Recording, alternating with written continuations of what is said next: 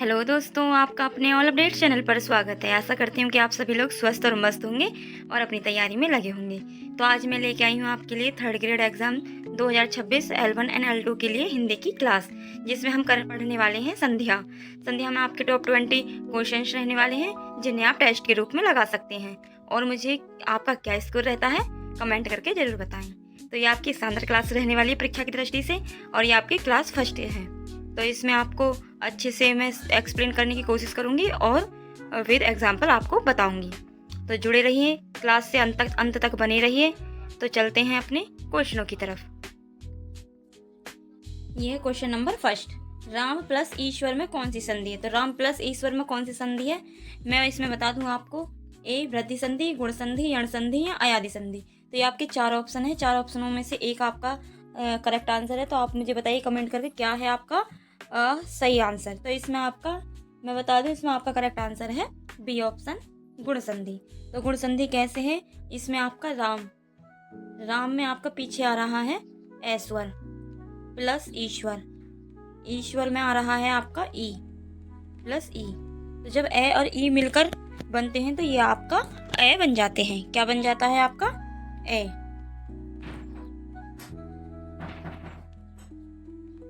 जैसे कि मैं बता दूं आपका अच्छे से, और ये आपका बनता है ए आ प्लस ई प्लस बड़ी ई। तो ये आपका बराबर बनके ये आपका ए बन जाता है। तो इससे आपका रामेश्वर में ये राम प्लस ईश्वर में आपका हो जाएगा रामेश्वर। रामेश्वर ये आपका करेक्ट आंसर बन जाएगा, करेक्ट मतलब शब्द बन जाएगा। तो इसमें आपकी गुण संधि रहने वाली है।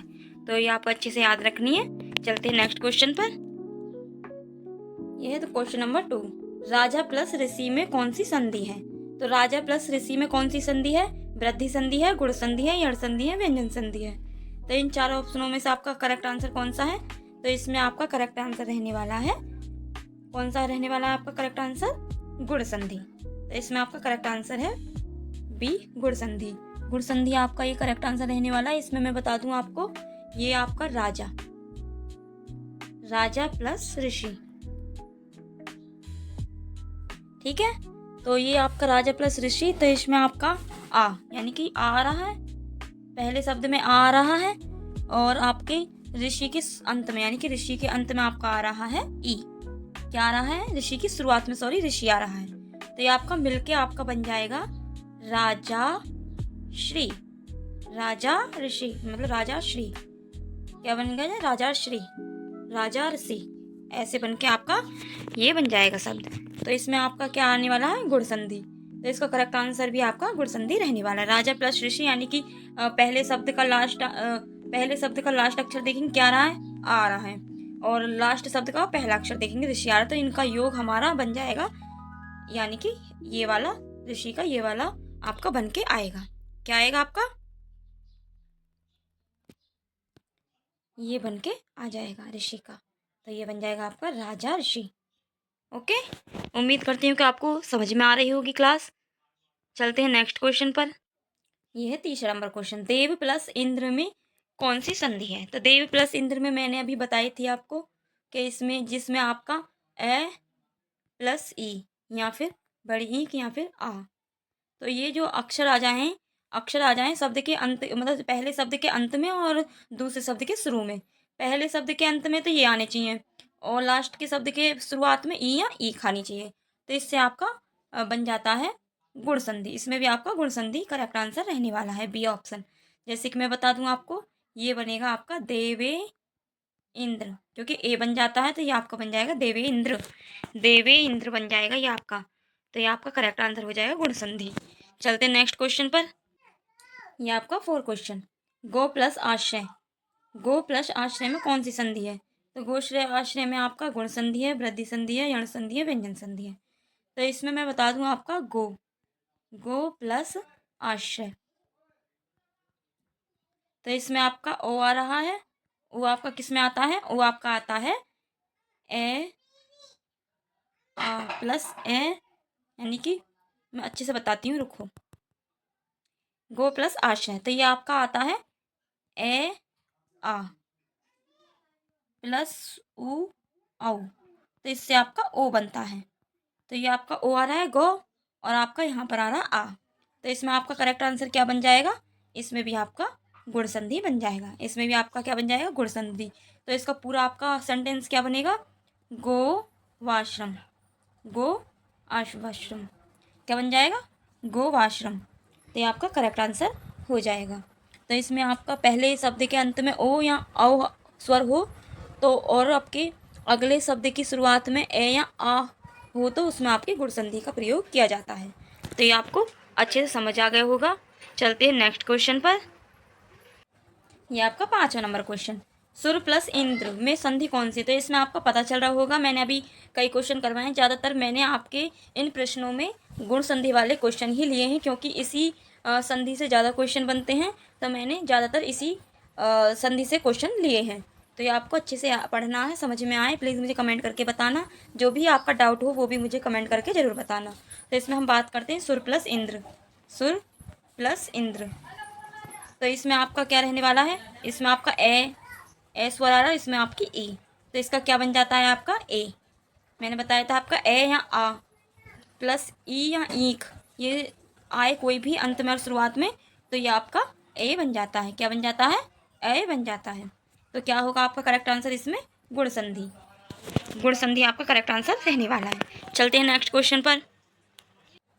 ये आपका 6वां क्वेश्चन, प्रति प्लस उपकार में कौन सी संधि है? तो प्रति प्लस उपकार में कौन सी संधि है?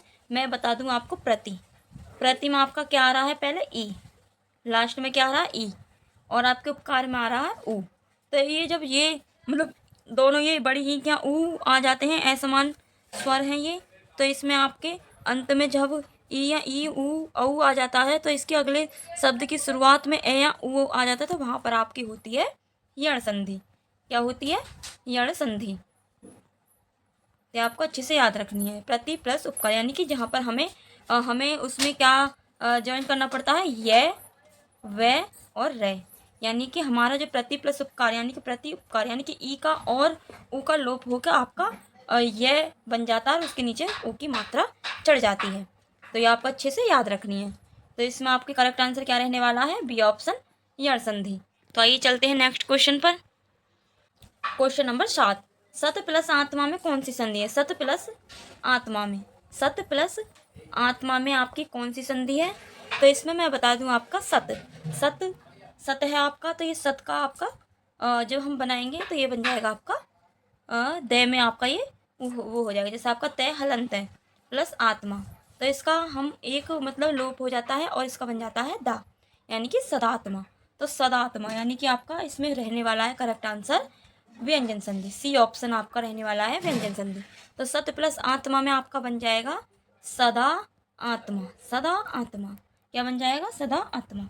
तो आपका करेक्ट आंसर रहने वाला है सी ऑप्शन व्यंजन संधि। तो आपको अच्छे से याद रखनी है। चलते हैं नेक्स्ट क्वेश्चन पर। हाँ, और मैं बता दूं आपको, जैसे कि आपका ये हो जाता है के चे, जैसे कि मैं बता दूं आपको, ये आपका कै यानी कि जो आपके स्पर्श व्यंजन हैं उनका आपका पहला अक्षर सारे जो वर्ग के हैं कै चे टे ते पे, ये आपके पहले अक्षर हैं। तो इनका जो ये घोष वर्ण है आपके वर्णन के 5वें अक्षर को छोड़कर, तो ये आपके जे मतलब गे, जे, अड़े, दे और आपके बै। तो यानी कि के आएगा तो आपका गे बन जाएगा, चे आएगा तो जय बन जाएगा, टे आएगा तो ड़े बन जाएगा, ते आएगा तो दे बन जाएगा। तो अब आपके इसमें ते आ रहा है तो इसलिए आपका दे में कन्वर्ट हो गया। फिर आपका पे आएगा तो वे में, तो ये आपको अच्छे से बै बकरी है ये, तो ये आपका इसमें कन्वर्ट हो जाएगा। तो इसमें आपका क्या आंसर रहने वाला है? सी ऑप्शन व्यंजन संधि। चलते हैं नेक्स्ट क्वेश्चन पर। क्वेश्चन नंबर 8, गज प्लस इंद्र में संधि कौन से? गज प्लस इंद्र में, तो गज प्लस इंद्र में कौन सी संधि रहने वाली है आपकी? तो इसमें भी आपका जय, यानी कि जय किसकी ध्वनि दे रहा है?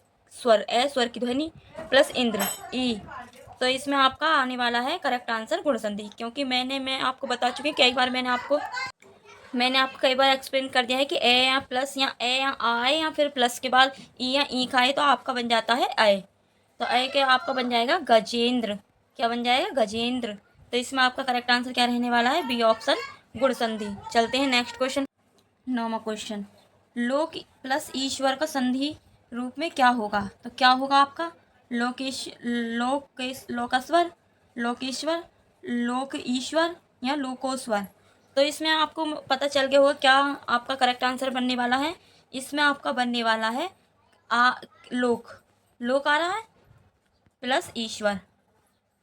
तो इसको आपको पता चल गया होगा, पहला अक्षर बड़ी ही का रहा, फिर कै में आपका होता है ए स्वर, और आपका ये बन जाएगा ईश। तो इसमें आपका क्या बन जाएगा?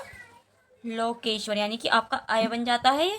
तो इन दोनों का आपका बन जाएगा लोकेश्वर, लोकेश्वर। तो ये आपका करेक्ट आंसर कौन सा हो जाएगा? करेक्ट आंसर आपका हो जाएगा इसमें बी ऑप्शन, लोकेश्वर। और इसमें आपको मैं बता दूं संधि भी कौन सी आपकी इसमें, तो इसमें आपकी गुण संधि है। ओके, चलते हैं नेक्स्ट क्वेश्चन पर। 10वां क्वेश्चन, शिव प्लस आल्य का सही संधि रूप क्या है? शिव प्लस आल्य का सही संधि रूप क्या है? शिवाल्य, शिवाल्य, सियाल्य, शिवाल्यम, शिवाल्य। तो इसमें आपका क्या है? शिव, शिव प्लस आल्य, आल्य। तो इसका करेक्ट आंसर हो जाएगा आपका, इसका आपका लोप हो जाएगा, ये खाली आपका आ आएगा, यानी कि आ बन जाएगा। कैसे बनेगा आ आपका? ये आ बनेगा ये आपका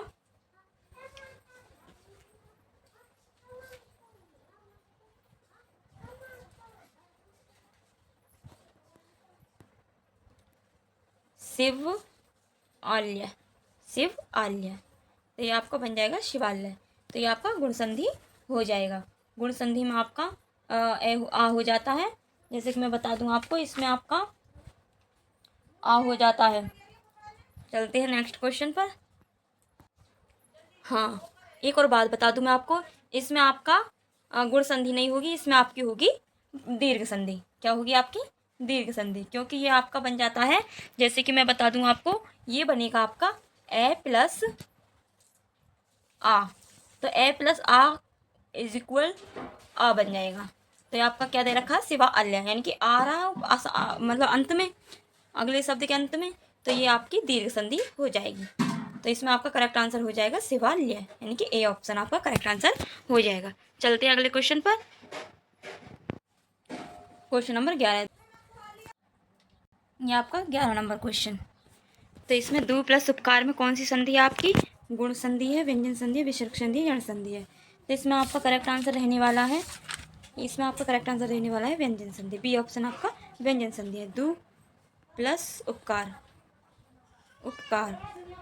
तो इसमें आपका बन जाएगा दो प्लस दुष्कार, यानी कि दुष्पकार, दुष्पकार, दुष्पकार। तो ये आपका करेक्ट आंसर हो जाएगा। चलते हैं नेक्स्ट क्वेश्चन पर। ये आपका 12 क्वेश्चन, नर प्लस ईश्वर में कौन सी संधि है? तो नर प्लस ईश्वर में आपकी क्या रहने वाली है? गुण संधि। तो इसमें आपका कैसे बनेगा? आपका जैसे बनेगा नर, नरेश्वर, नरेश्वर। क्या बनेगा आपका? नरेश्वर शब्द बन जाएगा। तो इसमें आपकी गुण संधि है, तो आपको अच्छे से याद रखना है।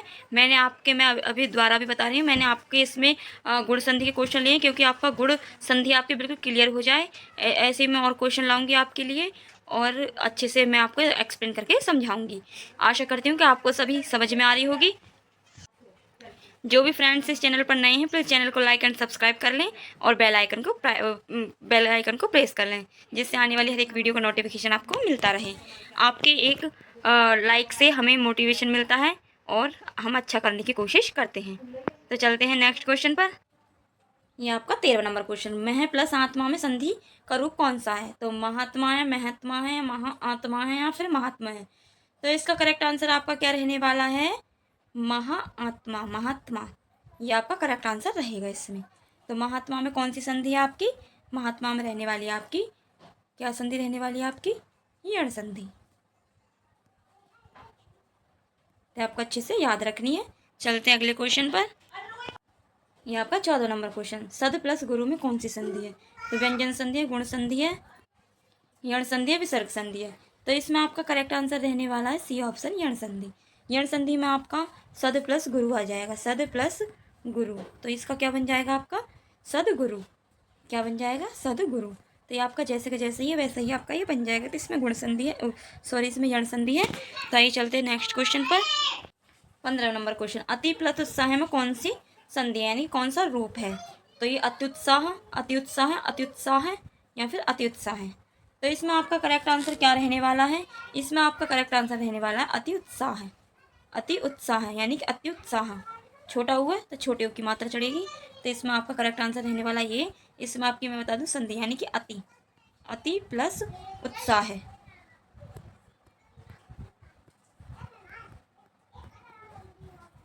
तो इसमें आपका है यानी कि ये वाली संधि रहने वाली है। तो इसमें आपका ऊ आ रहा है तो इसकी वजह से ये विसर्ग संधि हो जाती है। इसमें क्या है आपकी? विसर्ग संधि। कौन सी है? विसर्ग संधि। तो ये अच्छे से आपको याद रखनी है। चलते हैं नेक्स्ट क्वेश्चन पर। 16 नंबर क्वेश्चन, सुख उप प्लस उपदेश में कौन सी संधि है? तो गुण संधि है, यण संधि है, व्यंजन संधि है, अयादि संधि है। तो इसमें आपका करेक्ट आंसर क्या रहने वाला है? इसमें आपका करेक्ट आंसर रहने वाला है, इसमें आपका करेक्ट आंसर रहने वाला है गुण संधि। सुख प्लस उपदेश। सुख प्लस यानी कि ख में आपका क्या है? ए। उपदेश, उप है ये आपका।